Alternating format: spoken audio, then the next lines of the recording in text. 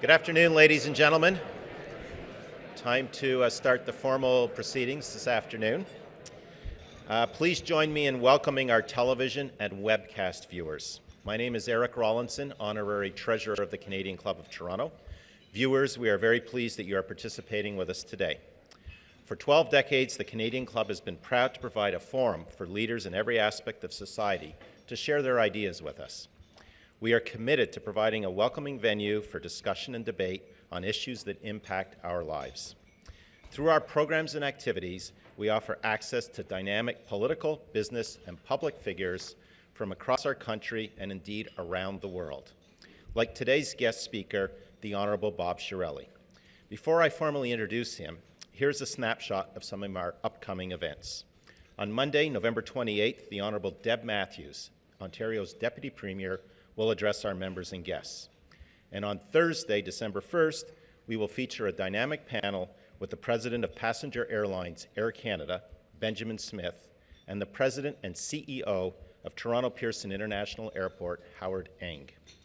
To order your tickets or to learn more about the club, please visit our website at canadianclub.org. You can also join the conversation via Twitter and Instagram by following us at CDNCLUBTO, or by using that hashtag. I want to express special thanks to our series sponsors, Bruce Power, represented by Jamie Skonik, VP Corporate Affairs, and the Corporators District Council of Ontario, represented here today by Nikki Holland, Director of Public Affairs. I would also like to express appreciation to today's event sponsors, EY, represented by Damien Joy, Head of Infrastructure Advisory Ontario, and First Golf, represented by David Jarosky, CEO. Thank you all for your generous support. And now, today's speaker. The Ministry of Infrastructure predicts that the province's population will grow by 40% by the year 2041. Those numbers will put a lot of pressure on our infrastructure, including roads, schools, and hospitals. The ministry is committed to modernizing our infrastructure to help strengthen our economy. Many of you, perhaps most, are already seeing its efforts at work. There is likely an infrastructure initiative happening in or near your community. Hundreds of infrastructure projects are underway. From Ajax to the Soo, transportation systems, sewers, and community centers are being built or upgraded. The minister responsible for this revitalization is the Honourable Bob Chiarelli. He may not be wearing a hard hat or construction boots today, but there is no doubt he is firmly focused on helping build Ontario's infrastructure. Building is familiar territory to him. In a previous role, he served as Minister of Infrastructure and Transportation. In that capacity, he was responsible for implementing Ontario's first 10-year infrastructure plan, Building Together. Minister Chiarelli will celebrate 30 years in provincial politics next year. The Ottawa native, congratulations. Remarkable record. The Ottawa native and lawyer has represented Ottawa ridings in the legislature since 1987.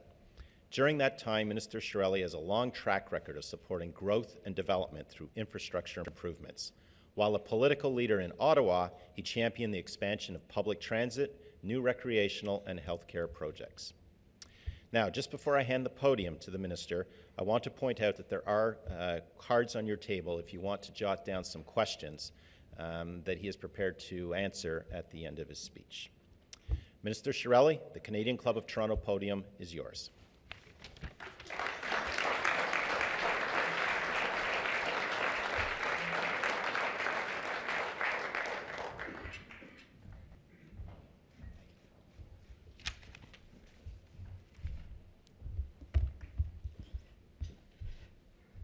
Thank you very much for the introduction, Eric, and good afternoon, everyone. And thank you for giving me the opportunity to address the Canadian Club today. And a special thank you to the club for making your podium available for well over 100 years to decision makers and opinion makers, contributing to public discourse in a meaningful, timely, and nonpartisan way for such a long time, making a real difference for the communities that you're serving. I was interested in hearing your population projections that Ministry of Infrastructure has. I was involved with a group several weeks ago thinking about the future, and one of the questions that came up was, what will people in the Toronto area be talking about or saying 50 years from now? And there were a lot of answers, but my answer was, it's only been 99 years since the Leafs won the Stanley Cup. The Sens won last night and the Leafs lost, so I'm happy today. Today I'd like to talk to you about building. At the Ministry of Infrastructure, we enable building. We enable it continuously. And whatever form our building takes, whether hospitals, highways, schools, stormwater systems, broadband, transmission lines, airports, arenas, stadiums, or concert halls. These all build quality of life. These all create jobs. These all create GDP. These all define our culture. And it's not very often a minister has the opportunity of addressing so many esteemed leaders from the business and other sectors. I have had the opportunity to address you previously when I was Minister of Energy, and I'm pleased to be back now as Minister of Infrastructure again. And as you know, for 3.5 years, I had the pleasure of being Minister of Energy. And for 3 or 4 days after my appointment as Minister of Energy, I got an inkling of what the ministry would be like when I realized I was getting 10 condolences for every congratulations on my appointment. But it was an interesting and rewarding 3.5 years. During my term as Minister of Energy, I was pleased to lead the successful renegotiation of one of Ontario's most significant, successful, and largest public-private partnerships. And that, of course, was the nuclear refurbishment agreement between Ontario and Bruce Power for the world's largest nuclear power station, engaging a new $12 billion investment by the Bruce Consortium. There's so many people who are not aware of what that represents. $12 billion investment by the private sector in a public-private partnership. I had the pleasure of making this announcement with Bruce Power here at the Canadian Club just last December. The Bruce Power Station, the largest nuclear power facility in the world, produces emissions-free power at an affordable rate with maximum reliability. The refurbishment construction, in addition to generating much of Ontario's electricity, is generating tens of thousands of jobs. And this project is relevant to my remarks today because the partnership between the province, TransCanada, Borealis, and the Power Workers' Union is a unique public-private partnership. Over the last several decades, many jurisdictions around the world have recognized that there is not enough revenue available in government to meet their infrastructure deficits and growth needs.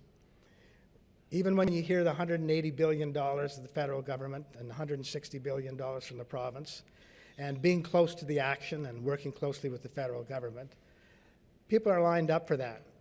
And it's not enough because the challenge is so great, the infrastructure deficit and the growth. So we need to look to additional resources if we're going to meet that challenge. The Bruce Power Agreement is an excellent example of a unique partnership. But our government realized that we needed a more generic PPP process that could accommodate a variety of different asset types or classes, none of which would ever be as complex as the Bruce Power one. And James Skonyak is here, and he was very intimately involved for a period of close to 3 years in that negotiation. 10 years ago, our government knew it had to do something different to transform how we procured and financed these larger strategic infrastructure projects. We needed to think differently and explore new approaches. And we realized it made sense to work with the private sector more effectively. We wanted to make the best use of private sector resources and expertise, which helped us develop our own Made in Ontario model named Alternative Financing and Procurement, or AFP as it is known. It's known as a model now. And today, Ontario is recognized as a global leader in delivering infrastructure through public-private partnerships. And I think it's fair to say that Ontario has become a strong member of the PPP team in Canada. Our Alternate Financing and Procurement Model, or AFP, initiated by our agency, Infrastructure Ontario, has been duly recognized in Canada and internationally. I'll mention several examples briefly. of awards to Infrastructure Ontario by the Canadian Council of Public-Private Partnerships. C2P3 awarded its gold medal for infrastructure to Infrastructure Ontario for the new Elgin County Courthouse in St. Thomas. That building consolidates the Superior Court of Justice and the Ontario Court of Justice under one roof and connects to the historic Heritage Courthouse and former Land Registry Office building with a modern addition, which, including state-of-the-art technology, security, and barrier-free accessibility, the building is also a LEED Gold standard. This $249 million project, Ontario's first and only AFP Heritage Courthouse, saved an estimated $27.1 million compared to the cost of traditional procurement. And we were awarded the gold medal for Infrastructure Ontario's project for the Humber River Hospital, North America's first fully digital hospital. It is the most energy-efficient hospital of its size in North America, reducing its operating costs and carbon footprint while improving patient care. And Infrastructure Ontario and Metrolinx also won gold from the Council for project financing for the Eglinton Crosstown Light Rail project. This is the first transit project funded through green bonds for environmentally friendly infrastructure and is one of Canada's largest P3 projects. Another example of one of our projects that exemplifies exceptional innovation is the new Mackenzie Vaughan Hospital, which represents a step up from the award-winning Humber River Hospital that was awarded the prize for innovation. The Vaughan project is being delivered by Infrastructure Ontario. It goes beyond Humber and will be the first hospital in Canada to feature fully integrated smart technology. And by being the first of its kind in Canada, the Mackenzie Vaughan Hospital will set a new precedent for other healthcare systems across the province and likely across Canada. Decision makers from across the province and from around the world are coming to us to draw on our expertise, and our reputation for being forward-thinking is opening international doors for many of our private sector partners. And by the way, just 2 days ago, I and my officials received the Swedish Minister of Infrastructure and her senior officials who were here to study our AFP model. Our AFP model results are impressive. We are delivering more than 90 AFP projects valued at $43 billion in capital costs. The first 45 of these projects had very positive results. Almost all were completed on budget, 98% in fact. As everyone in this room knows, Ontario is open for business. We are making historic investments in our infrastructure, $160 billion over 12 years. And the federal government updated its infrastructure commitment with their fall economic statement earlier this month. They are now investing $186 billion over 11 years, and we expect Ontario to access its proportionate share of that amount. We worked with the federal government on Phase 1 funding, projects, and programs. And we're working with the federal government to build on that partnership through Phase 2 funding, so Ontario can focus the investments where they are needed, respecting our long-term infrastructure plan. But as Ontario grows, infrastructure planning and implementation create new imperatives for innovation. And this includes a broader toolbox of public-private partnerships. And there is a consensus forming in Ontario and Canada that many other jurisdictions around the world have already reached. And that is the realization that governments do not now have, nor will they have in the foreseeable future, the revenue sources to meet our infrastructure deficits and growth requirements. This means embracing a wider range of public-private partnerships to attract equity investments from the private sector and/or pools of pension funds. And this requires the type of projects that can deliver a rate of return. I might add the federal government deserves credit with its recent announcement of the creation of the new Canada Infrastructure Bank, which it defines as, and I'm quoting from the release, leaving a few words out, a form of equity or debt in a new organization capable of working with the private sector when it makes sense. And they confirmed, I think, yesterday to the Federation of Canadian Municipalities that is definitely not intended for smaller projects. So as we continue to build, we are looking for the innovative businesses in this room and outside of this room to help us build our province and be part of the most unprecedented infrastructure boom in North America. Today, I'd like to offer a perspective that seems to be spreading from some infrastructure experts and some governments. They think that infrastructure leaders in the private sector and large pension fund managers could or should be more proactive in publicly advocating the opportunities for larger P3 projects that are amenable to providing a rate of return for larger pools of capital in a P3 context.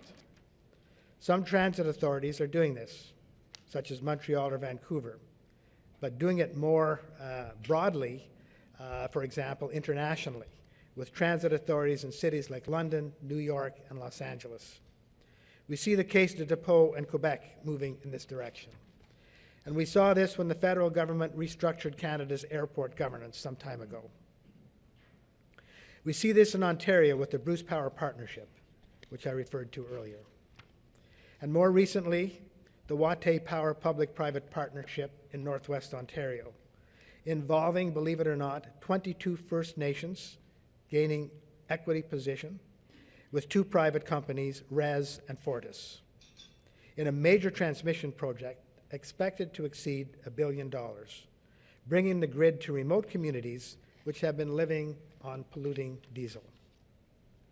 The thinking is that major stakeholders in the infrastructure sector might initiate and help lead a larger and more granular public debate towards a social license for revenue tools to support larger public-private partnerships. In particular, our larger pension fund managers could play a more proactive role in building that social license here in Ontario and across Canada. The reality is many governments hesitate to engage much-needed revenue tools and or create P3s for fear of public backlash, which interprets revenue tools as taxation rather than a user-pay system that constitutes an investment in infrastructure and quality of life. But it remains a priority for our government to continue to invest substantively in infrastructure to build a stronger economy, create jobs, and enhance the quality of life of all Ontario residents. And our investments in infrastructure are delivering results. Over the last 2 years, Ontario's economy has grown by 6.1%. Last year, growth was double the national average. Probably when Minister Duguid was here a week or two ago, he probably gave you some of the same numbers, but it's worth repeating. In the first quarter of this year, Ontario's growth was faster than that of the United States and the G7. And Ontario has been among the top 3 jurisdictions in North America, tops in Canada, for attracting foreign direct investments. Unemployment this year has reached an 8-year low. And we're making good on our commitment to eliminate the deficit by 2017-18. So our infrastructure policies and investments and priorities will continue to play a major part in our economic recovery. That's why today we are pleased to share with you some of the new projects from the Infrastructure Ontario pipeline, which we released last week. The full list, I think, has been distributed to you. I think they were on your seats.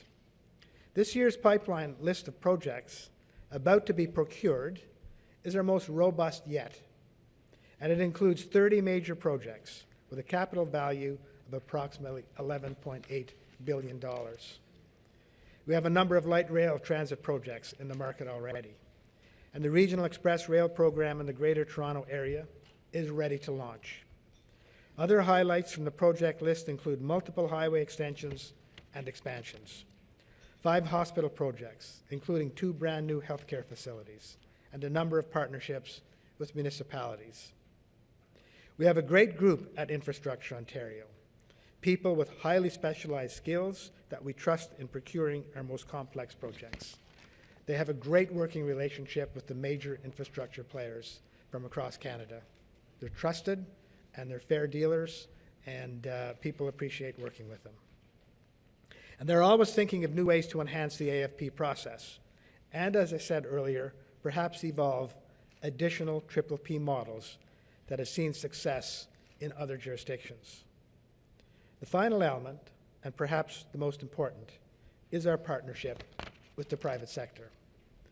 We respect the talent, the creativity, the experience, and the deep-rooted knowledge in Ontario's companies, and your passion for innovation. So I want to close by acknowledging the leadership in this sector. Throughout the course of these remarks, you've heard me talk about the great projects we have brought to market and the promise of more to come. But the truth is, we cannot do this without the help and collaboration of Ontario's leading companies and entrepreneurs. And we live in an age of innovation where there's always somebody, somewhere, coming up with something new, a way to disrupt the status quo. Well, here in Ontario, we want to join the disruptors. In fact, we have already joined the disruptors in some respects. Firstly, with our AFP process. And secondly, Ontario ranks second after California in North America in number of ICT companies and is sixth by number of employees. And 7 of the largest multinational tech companies in the world conduct world-leading R&D in Ontario, including Cisco, with whom we've had a very positive relationship. Cisco is in the room with us today.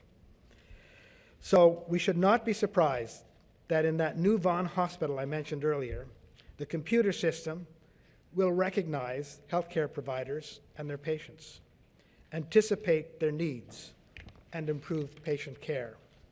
And wireless devices will provide up-to-the-minute information where it is needed in the hospital. We want to bring more fresh and innovative ideas and partners to the table. Ones, for example, that will ensure that our infrastructure aligns with our climate change action plan. Ontario will not stand still. We are inspired by the work and opportunities that lie ahead. And we're confident that together we will build 21st century infrastructure in aid of a strong economy and make people proud to live in this province and to secure a brighter future for our children and our grandchildren with the best possible quality of life. Thank you.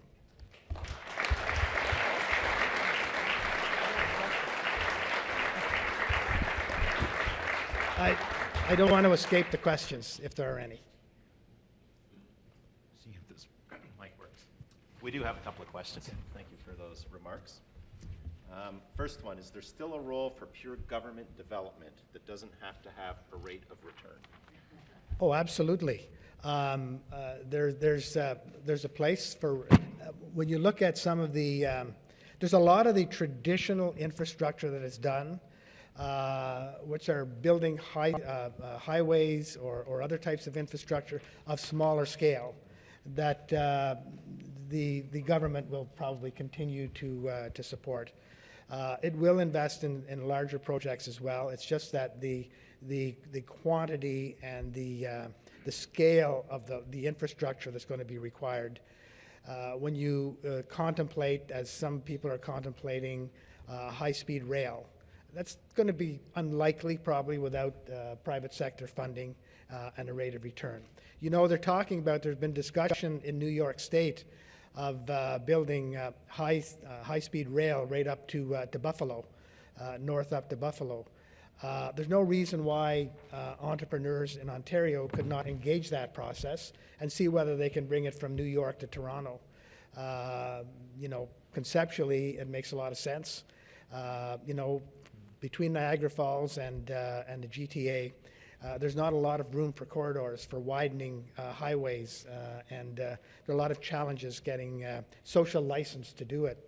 But something like a high-speed rail from New York to Toronto, and of course Toronto's the 4th largest city in North America, you know, it's worth contemplating. So, and if you look at, if you take the implication of the new federal government infrastructure bank, that's basically what they're talking about. They're talking about large strategic infrastructure projects, and they're talking about partnering with the private sector. And in many cases, the private sector is not going to partner unless there's a rate of return. If you take the Bruce Power public-private partnership, they get revenue from a power purchase agreement, but it's negotiated to give them a rate of return on that $12 billion that they're newly investing, plus the capital that they've already invested. So there are very, very large projects that are going to become more necessary as the province grows to that 50-year point where they're still thinking about the Toronto Maple Leafs. So. Thank you. This next question is going to get you looking way forward. So the Infrastructure Ontario offers a 12-year investment plan. What do you see as the province's priorities in the next 12 years? Well, you know, I'm not going to give a number on that because, quite frankly, I'm not the expert. Okay, so one of the tools that I use is getting the right people in the same room at the same time. And as we meet these discussions, these threshold discussions, that would be my way of proceeding. And you'd want to get the important decision makers and important thinkers and policymakers in the same room at the same time. And I find that 85 to 90% of the time, that can generate the proper outcome. Okay, I think we've got one more. What would be your personal big audacious goal or project you dream Infrastructure Ontario could create? A new arena in Ottawa? That's possible. That's very possible. Perfect. Okay, I'm going to ask, we'll end on that note. I'm going to ask Willa Black, who is a director of the Canadian Club of Toronto, to come and formally thank the minister. Willa. But I'd like to give a serious answer to your last question. Oh, you do? That, Okay. The federal government is tasked with dealing with the clean water problem on First Nations. In Ontario, there's 133 First Nations. Most of them have serious water problems. And I think you're hearing some murmuring now from First Nations that it's not moving quickly enough. Probably the reason is it's too costly. As I said, one of my main premises is there's not enough money, revenue in governments and money to do what's needed. So there's no reason why Ontario and Canada couldn't conceive of a public-private partnership, working with the private sector to create a 5-year plan to upgrade all the water that's required once and for all for First Nations in partnership with the private sector. There could be training modules for First Nations to learn how to operate them. They could eventually take ownership and equity in them. There's no doubt in my mind that if the right people are in the same room at the same time, that could happen. My fear is that type of critical situation, you'll get a lot of discontent from First Nations because the problem will not be seen to be getting done in a timely manner. So you need projects of scale to make that happen. The other example is broadband.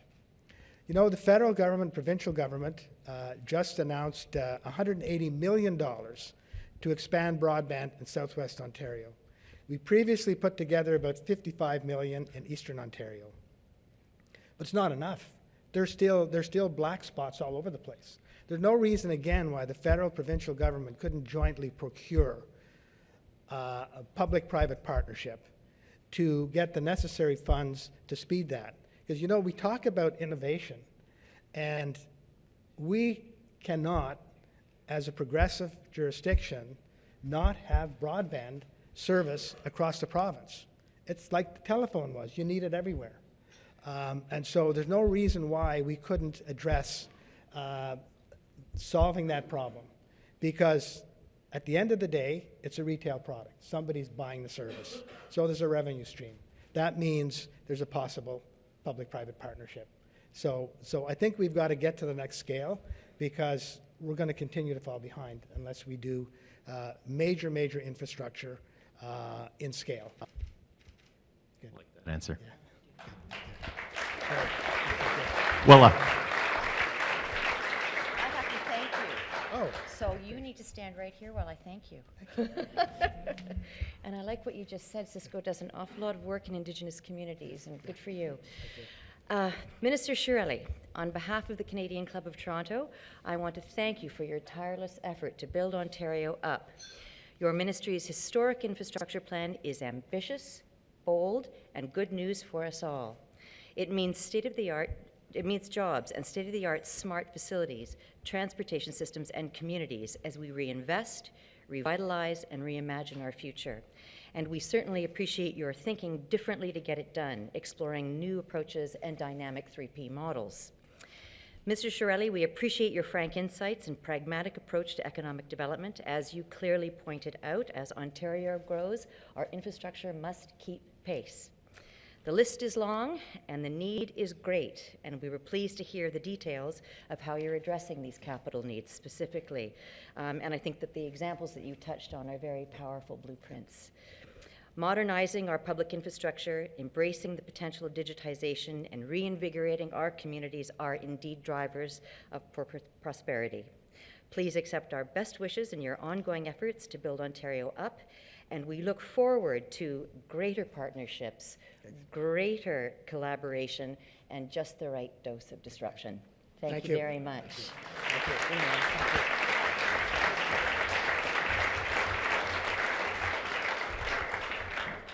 Thank you, Willa. I'd also like to express my thanks to Minister Chiarelli for joining us today. Okay, I would also like to extend another round of thanks to our series sponsors, Bruce Power and the Carpenters District Council of Ontario. Thank you also to EY and First Gulf, today's event sponsors. We are grateful to Rogers TV and 680 News for their continuing promotion of the Canadian Club events. We would also like to thank MediaEvents.ca, Canada's online event space, and VVC for live streaming today's event. To learn more about the club, please visit us at canadianclub.org. This concludes our program today, which will be broadcast on Rogers TV in the days to come.